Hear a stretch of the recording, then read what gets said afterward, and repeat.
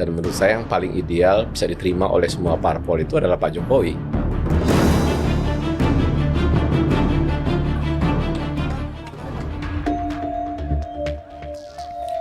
Presiden Joko Widodo belakangan ramai diusulkan menjadi pemimpin koalisi besar. Usulan itu muncul dalam percakapan antara pendiri Partai Solidaritas Indonesia yang juga Ketua Dewan Pembina PSI Jeffrey Giovanni dengan Ketua Umum Partai Golkar Erlangga Hartarto beberapa waktu lalu.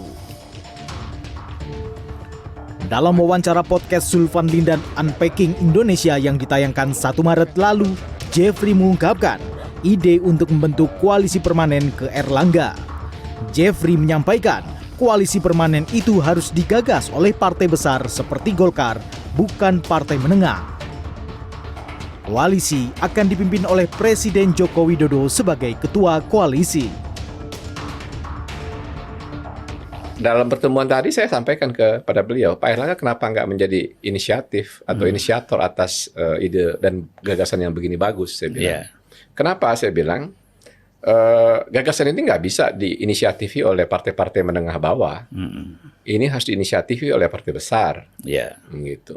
Nah, kemudian tinggal ada konsensus di antara semuanya menunjuk satu sebagai ketua dari Barisan Nasional ini. Dan menurut saya yang paling ideal bisa diterima oleh semua parpol itu adalah Pak Jokowi. Apalagi beliau masih Presiden Indonesia, Presiden kita hari ini. Wakil Ketua Umum Partai Golkar Ahmad Doli Kurnia mengakui gagasan membentuk koalisi permanen di antara Ketua Umum Partai Politik Koalisi Indonesia Maju telah lama mengemuka. Doli menjelaskan, gagasan ini hadir dengan pertimbangan koalisi permanen mampu membawa stabilitas politik.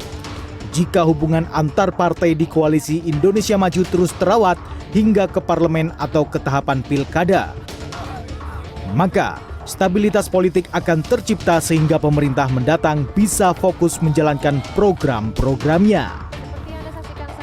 Namun pembicaraan ini baru dalam tahap pembicaraan lepas antar pimpinan parpol. Nah, soal posisi atau struktur dalam bentuk tentang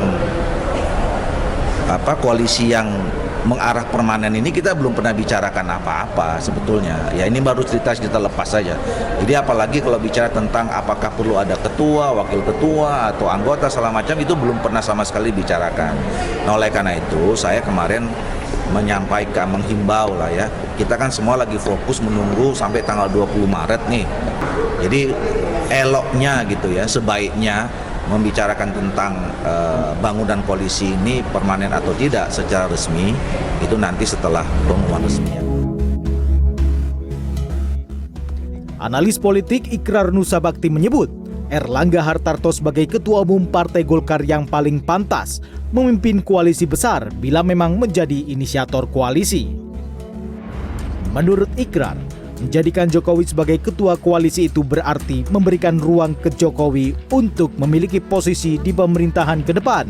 Dan itu akan menghadap-hadapkan Jokowi dengan Presiden terpilih Prabowo Subianto. Kemudian memang tadi dikatakan bahwa inisiatornya dari Partai Golkar, ya kalau gitu ya Erlangga Hartarto yang harus dijadikan ketua dari Barisan Nasional itu. Kenapa kemudian Presiden? Kalau lagi-lagi Presiden yang ditaruh di situ, itu berarti Anda memberikan ruang kepada Presiden untuk menduduki suatu posisi ya, yang tentunya akan, maaf kalau saya katakan, akan berhadapan dengan Presiden terpilih nantinya.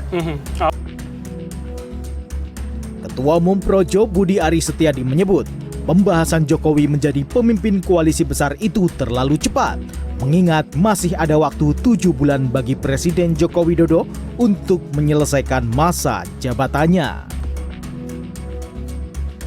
Yang namanya pendapat untuk hal-hal tertentu seperti tadi Presiden, biar nggak apa-apa, dinamika aja. Loh, itu kan pertimbangan atau langkah-langkah politik 7 bulan ke depan, ini masih lama loh. Menurut Budi Ari, usulan Jokowi menjadi pemimpin koalisi besar sah-sah saja. Tapi sebaiknya keputusan untuk kabinet selanjutnya itu menunggu keputusan resmi dari Komisi Pemilihan Umum. Tim Liputan, CNN Indonesia.